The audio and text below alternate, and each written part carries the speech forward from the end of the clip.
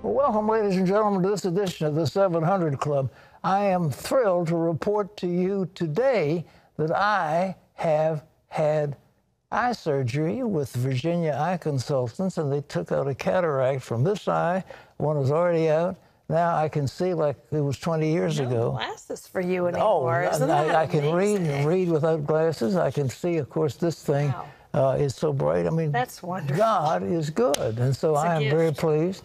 But I can't put any water on my face, so I look a little scruffy. It's because I can't shave right now. But you were trying to be really hip or something. I can't be hip yet. But anyhow, I can't put any water in this eye for a few days, so you'll have to get used to me a little scruffy looking. I'm not trying to put on an act. Well, President Trump remains convinced, quote, this election was rigged, and he'll keep fighting in the courts to prove it. So what path to victory remains? And meanwhile, will the president help Republicans in Georgia? Dale Hurd has that. In his first interview since the election, President Trump says he remains convinced the 2020 presidential election was stolen. This election was rigged.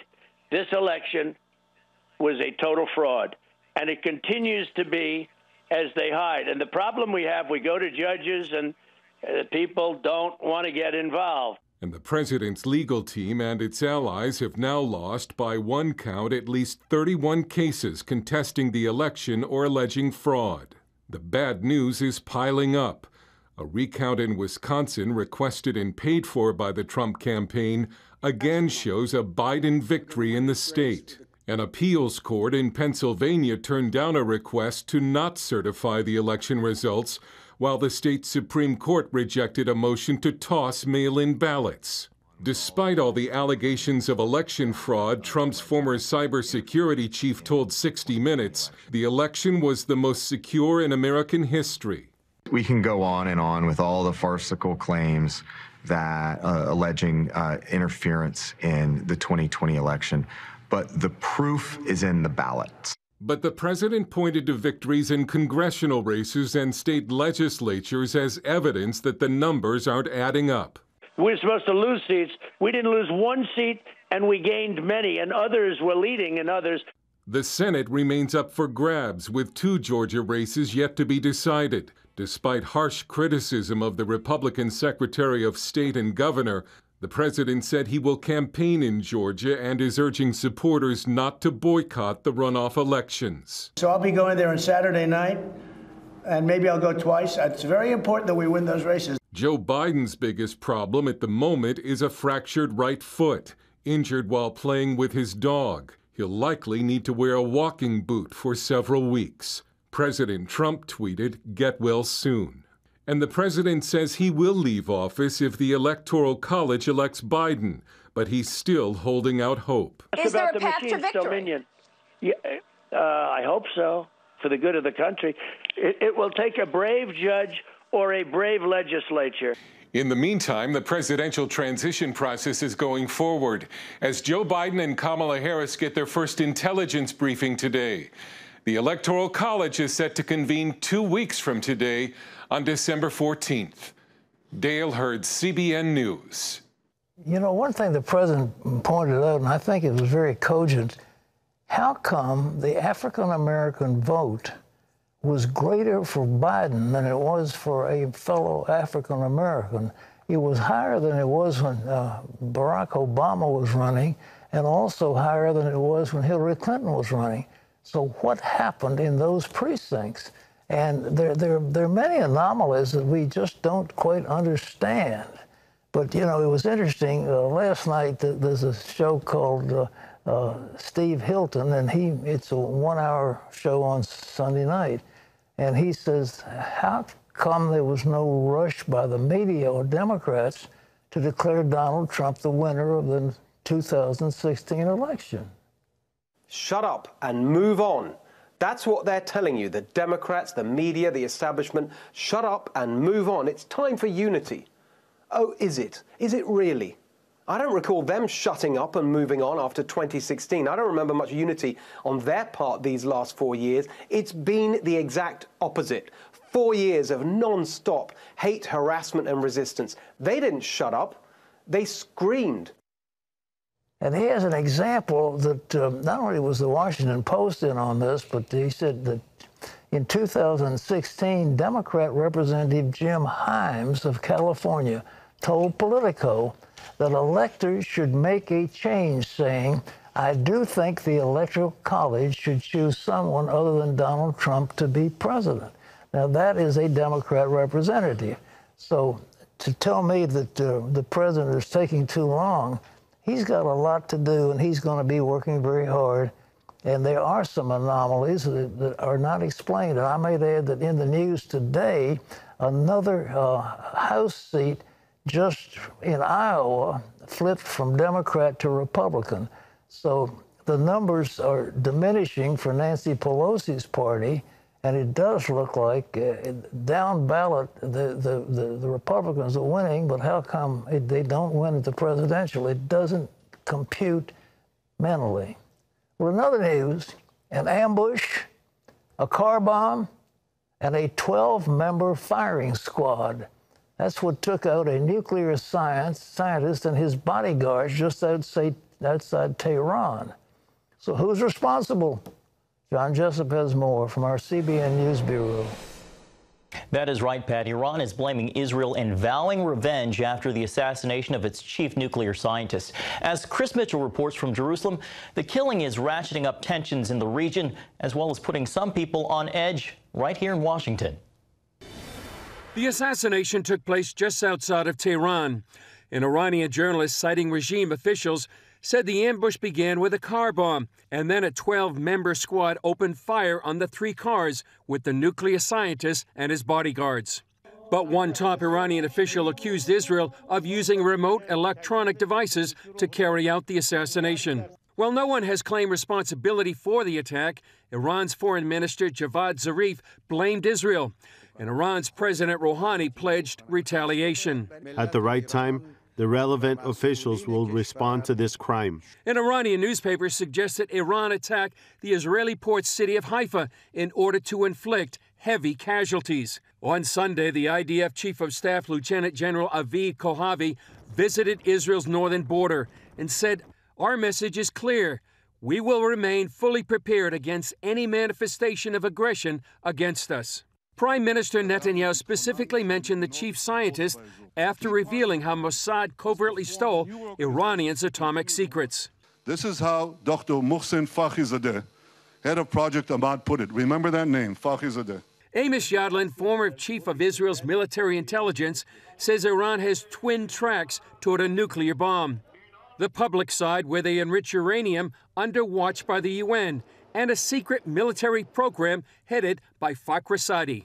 The damage to the covert weaponization program is huge. No doubt that he was the core source of authority, knowledge, and organization of this program.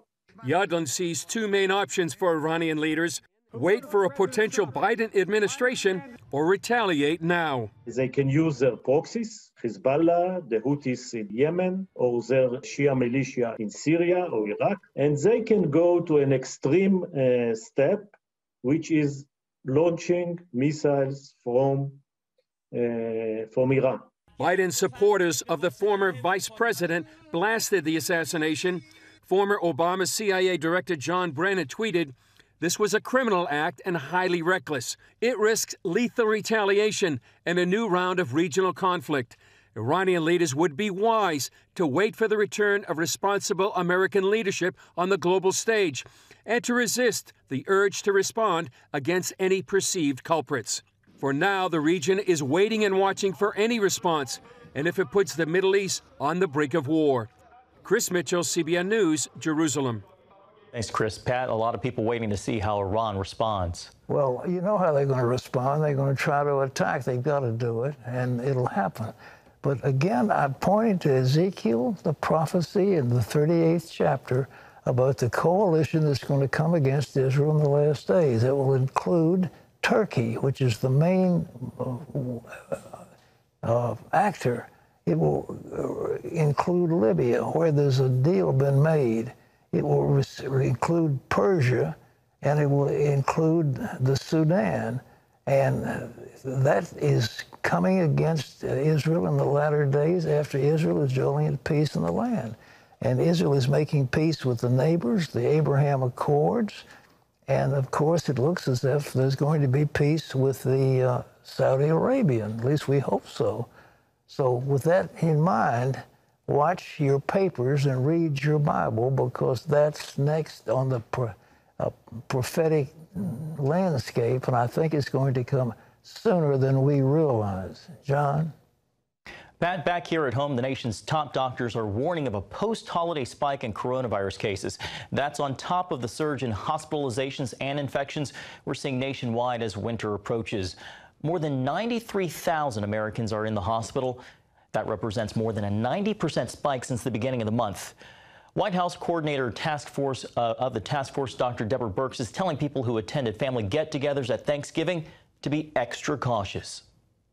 If you're young and you gathered, you need to be tested about 5 to 10 days later, but you need to assume that you're infected and not go near your grandparents and aunts and others without a mask. And this is all happening as new lockdowns are taking effect in Los Angeles County. No gatherings with those who aren't part of your household, and indoor and outdoor dining is also forbidden. Farther north, Santa Clara County is imposing a 2-week quarantine on all travelers and banning contact sports.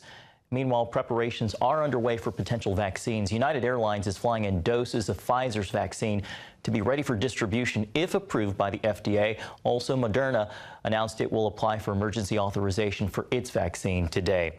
Well, critics are ripping into a Supreme Court ruling curbing government power to put COVID restrictions on worship services.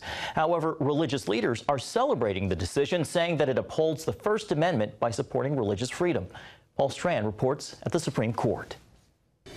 Previous cases dealing with COVID and religious freedom, the court was letting government slap restrictions on places of worship. But now it appears Amy Coney Barrett has solidified a constitutionalist majority. In a 5-4 ruling, the justices declared, even in a pandemic, the Constitution cannot be put away and forgotten. The court ruled New York's tight restrictions on attendance at religious services strike at the very heart of the First Amendment's guarantee of religious liberty. Justice Neil Gorsuch railed against Governor Andrew Cuomo's rules that find so many secular activities essential and religious activities not so. Gorsuch wrote, "The governor is remarkably frank about this. In his judgment, laundry and liquor, travel and tools are all essential, while traditional religious exercises are not. That is exactly the kind of discrimination the First Amendment forbids." On Fox News, leading podcaster Allie Beth Stuckey commented, "What we saw in the case of Cuomo is that he was discriminating against these religious institutions in a way that he was not discriminating against secular institutions like bike shops and other places." First Amendment rights are much more powerful than the right for somebody to shop. Among those who disagreed with the ruling, Chief Justice John Roberts. In dissenting, Roberts wrote, "It is a significant matter to override determinations made by public health officials." The New York Times' Paul Krugman tweeted, "The first major decision from the Trump-packed court, and naturally, it will kill people." And Cuomo poo-pooed the ruling, saying he's already lightened the restrictions, at least for now. It's irrelevant from any practical impact. Evangelist Franklin Graham noted President Trump's influence in remaking the court and protecting religious freedom, tweeting, "I'm thankful for President Trump's appointment of 3 conservative SCOTUS justices who ruled in favor of churches and against government overreach in the state of New York." Now it'll be interesting to see if this new majority also sides with churches in California and New Jersey who are appealing to the court for relief from strict COVID restrictions. This ruling for churches and against New York's governor has given some relief to religious conservatives. They're worried a possible Biden administration could threaten their religious liberties on a number of fronts. They're a little more hopeful now that at least the U.S. Supreme Court will be on their side. Paul Strand, CBN News, reporting from the Supreme Court. Divided court ruling. Thanks, Paul. Pat, back to you. Thanks. You know, I don't understand what's happened to Roberts. He was a strong conservative. Jay Sekulow said he and when the American Center for Law and Justice said Roberts was right there with him on a number of important cases. And suddenly, I guess he reads too much of the New York Times, or he goes to too much socializing with the liberals in Washington. Whatever it is, they say, well, you're progressive, and we're so proud of the way you're developing your wisdom. It's just nonsense. But he's coming out over and over again as an unreliable. We thought we had a major majority, and it looks like, well, a guy like Justice Thomas and others are taking the lead, and they'll be writing the decisions. Of course, he assigns, as chief judge, he assigns who gets the various case and writes the decisions, and the dissents can be done by anybody else. But nevertheless,